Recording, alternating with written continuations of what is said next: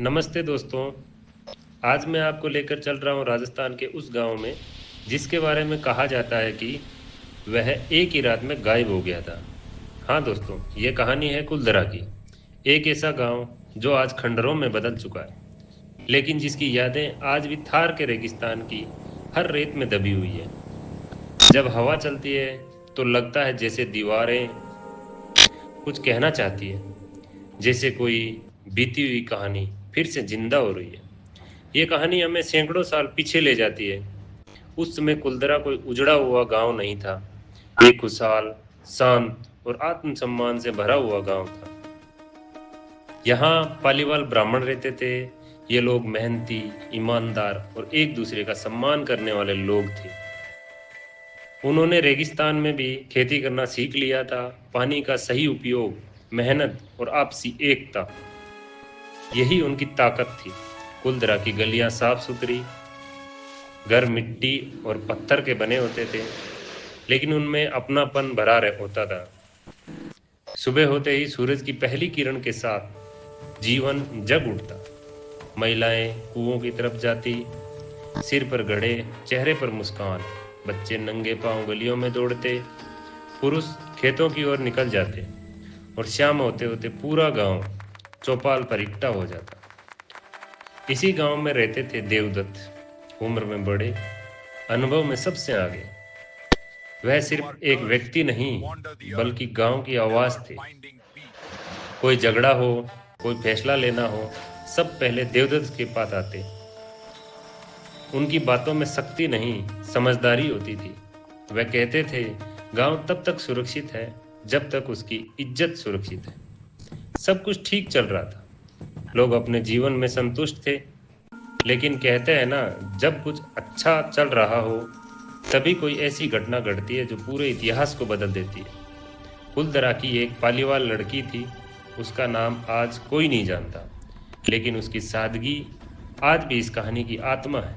वह सुंदर थी, लेकिन उससे भी ज्यादा सुंदर उसका संस्कार था।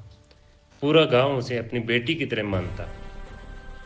उसी समय जैसलमेर का एक दीवान था, सलीम सिंह। ताकत और अहंकार से भरा हुआ व्यक्ति। जो चाहता था वह उसे मिलना चाहिए, यही उसका मानना था। जब उसकी नज़र उस पालीवाल लड़की पर पड़ी तो उसने बिना सोचे समझे अपना आदेश सुना दिया, लड़की मुझे चाहिए, वरना पूरा गांव इसका अंजाम भुगतेगा। यह खबर जब कुलधरा पहुंची तो जैसे पूरे गांव पर अंधेरा छा गया। औरतों की आंखों में डर उतर आया, बच्चों की हंसी अचानक खामोशी में बदल गई। पुरुष गुस्से में थे, लेकिन सामने ताकत बहुत बड़ी थी। उस समय देवदत्त आगे आए। उनका चेहरा शांत था, लेकिन आंखों में दृढ़ता थी। उन्होंने कहा, डरने से कुछ नहीं होगा, हमें सोचना होगा। उसी रात गांव के सभी बुजुर्ग चौपाल पर इकट्ठा हुए। मसाले जल रही थी, हवा तेज चल रही थी। कोई कह रहा था कि लड़ाई करनी चाहिए, तो कोई कह रहा था कि समझौता कर लेना ही बेहतर है। लेकिन देवदत्त चुपचाप सबकी बातें सुन रहे थे। लंबी चर्चा के बाद देवदत्त खड़े हुए और बोले, यह सिर्फ एक लड़की का सवाल नहीं है, यह हमारी आत्मा का सवाल है। अगर आज हमने अपनी बेटी को खो दिया तो कल हमारा धर्म, हमारी पहचान सब खो जाएगा। कुछ देर की खामोशी के बाद उन्होंने वह बात कही जिसने सबको हिला दिया। बोला, हम गांव छोड़ देंगे। यह फैसला आसान नहीं था।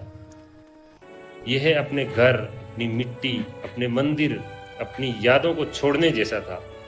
लेकिन सब जानते थे कि यही रास्ता बचा है। लेकिन धीरे धीरे सभी ने इस निर्णय को स्वीकार कर लिया। उस रात चांद पूरा था, लेकिन उसकी रोशनी में भी उदासी थी। लोग अपने अपने घरों से जरूरी सामान बांध रहे थे। किसी ने ताले नहीं लगाए, किसी ने पीछे मुड़कर भी नहीं देखा। सब चुपचाप निकल पड़े, जैसे अपनी ही जिंदगी को पीछे छोड़ रहे हो। जब गांव की सीमा आई तो देवदत्त रुके। उन्होंने एक बार फिर कुलधरा की ओर देखा। उनकी आंखों से आंसू बह रहे थे, लेकिन आवाज में मजबूती थी। जिस गांव ने हमारी इज्जत की रक्षा नहीं की, वह अब कभी आबाद नहीं होगा। कहते हैं यही पल था जब कुलधरा का भाग्य बदल गया। अगली सुबह सूरज तो निकला, लेकिन कुलधरा में कोई नहीं था। सिर्फ खाली घर, टूटी दीवारें और उड़ती हुई रेत। जब दीवान के सिपाही वहां पहुंचे तो उन्होंने वहां सिर्फ सन्नाटा मिला। समय बीतता गया, साल बदलते गए, लेकिन कुलधरा फिर कभी नहीं बसा। आज भी लोग कहते हैं कि वहां अजीब सी बेचैनी महसूस होती है। कुछ लोग मानते हैं कि रात में कदमों की आवाजें आती हैं। कुछ कहते हैं कि कोई अदृश्य शक्ति वहां पहरा देती है। कुलधरा आज भी जिंदा है, अपने दर्द में, अपनी कहानी में और अपनी खामोशी में।